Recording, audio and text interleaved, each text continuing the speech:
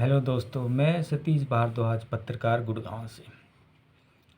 आज जहां पूरे देश में आई अलग अलग जगह से, हिमाचल से, गुजरात से, दिल्ली एमसीडी के चुनाव से, यूपी से, चुनावों की पार्टियों की हार जीत से पूरा बवाल मचा हुआ है, वहीं सबकी नज़र अब आसपास के क्षेत्र में और ख़ासकर गुड़गांव में नगर निगम चुनाव पर सबकी निगाहें लगी हुई है और सभी मंथन में जुटे हुए हैं कि आगामी नगर निगम गुरुग्राम के चुनाव में कौन सी पार्टी बाजी मारेगी।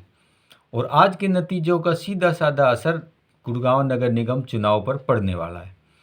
यहाँ पे जहाँ आम आदमी पार्टी अपनी पैठ बनाने में लगी है, वहीं कांग्रेस भी धीरे धीरे जड़ जमा रही है, जिससे बीजेपी कुछ बैक फुट पर आती नज़र आ रही है। वहीं नगर निगम के कुछ पूर्व पार्षदों पर भी, जो भी बीजेपी पार्टी से जुड़े हुए हैं, अक्सर विवादों में हैं।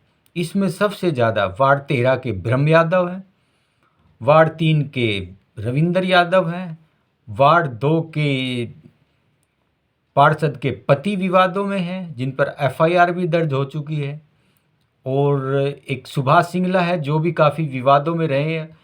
सरेआम सदन की बैठक की मीटिंग में कहते हैं कि अधिकारी, तो वो अपने अधिकारी पे ही आरोप लगा रहे हैं। इसके अलावा और भी काफ़ी विधायक हैं जो भी विवादों में हैं, कुछ सामने आ चुके हैं, कुछ नहीं आए। अभी हाल ही में नगर निगम में विजिलेंस विभाग ने भी कई मामलों में कई एक्शन और एसडीओ को सिफारिश की है कि उनमें भ्रष्टाचार हुआ है या सड़कें सही नहीं बनी, वो है।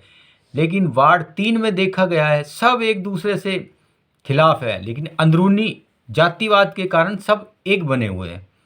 वहीं एक आम आदमी पार्टी के नेता ने नाम छापने के लिए, बताने के लिए बताया कि हमारे वोटर गुप्त हैं, साइलेंट रहते हैं और ऐन मौके पर आकर सबको हिला देते हैं।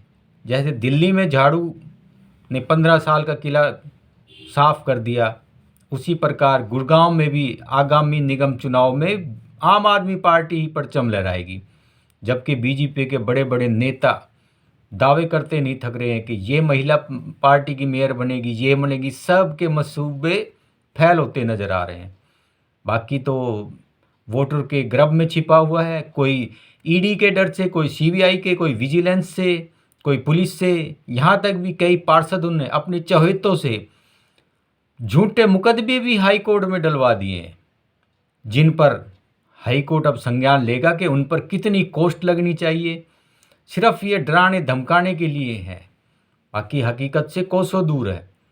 वहीं एक छुट भैया नेता ने यह भी बताया कि कई पार्षदों पर तो कभी भी पार्टी बीजेपी की गाज गिर सकती है, क्योंकि वो पाला बदलने में इतने माहिर हैं कि वो हाथ कहीं जोड़ते हैं, पैर कहीं पड़ते हैं, फोटो में गर्दन झुकाते हैं कि चेहरा नज़र ना आए, और दूसरे की जाके वाहवाही करते हैं। यहाँ की उनकी फेसबुकों पे, इंस्टाग्राम पे उनके सारे कारनामे सबके सामने हैं। वो तो ये यहाँ तक भी कहते हैं पार्टी फंड में चाहे 50 करोड़ देना पड़े या कितना भी देना पड़े, ये मेरे विचार भी हो सकते हैं, सुनी सुनाई भी हो सकती है बातें, कोई रिटर्न में तो है नहीं, करोड़ों को क्या हिसाब किताब है। लेकिन पार्टी आपसे विवादित अगर निगम पार्षदों को टिकट देती है तो निगम की बीजेपी की हार पक्की है। इस बारे में कई दफ़ा बीजेपी के कई नेताओं ने भी बताया है कि हम किसी भी सूरत में विवादित किसी भी उम्मीदवार को टिकट नहीं देंगे। हालांकि मेरा किसी भी पार्टी से, किसी भी पार्षद से कोई मतलब नहीं है, लेकिन जो सच्चाई है वो तो सबके सामने आनी चाहिए। यहाँ की वाजपुर विधानसभा क्षेत्र से निर्दलीय विधायक जीते थे, उनको जबकि बीजेपी ने एक युवा नेता को उतारा था, उसमें भी कई पार्षद विवादों में आए थे कि उन्होंने सरेआम कहा था कि पार्टी के कुछ नेताओं ने मेरी मदद नहीं की, निर्दलीय को हो सकते हो उन्होंने मदद दी हो।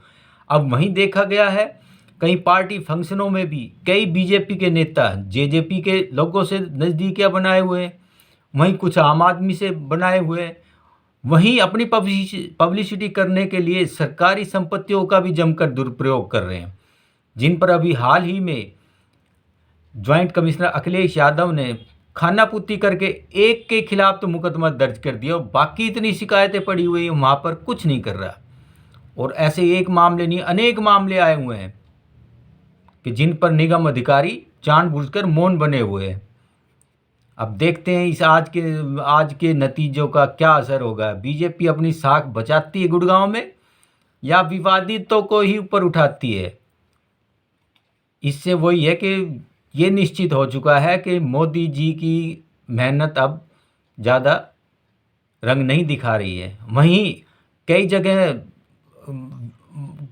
प्रदेश की गृह मंत्री अनिल विज के भी बारे में लोगों की राय है कि खट्टर साहब तो अब काम के नहीं रहे, विज साहब को मुख्यमंत्री बनाओ तो कुछ हो सकता है।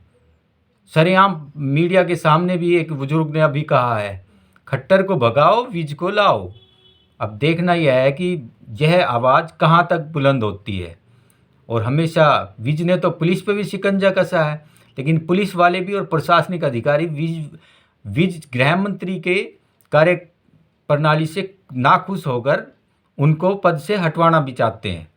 अब ये तो देखो पार्टी हाईकमान क्या फैसला लेती है कि कुछ होता है या नहीं। वहीं सीएम बदलने की अटकलें, विवादित मामलों की, ये उनमें काफ़ी चर्चाएं चल रही है। ये तो आने वाले गर्भ में है कि आज के आए पार्टी के नतीजों से गुरुग्राम नगर निगम पर क्या असर पड़ता है। धन्यवाद।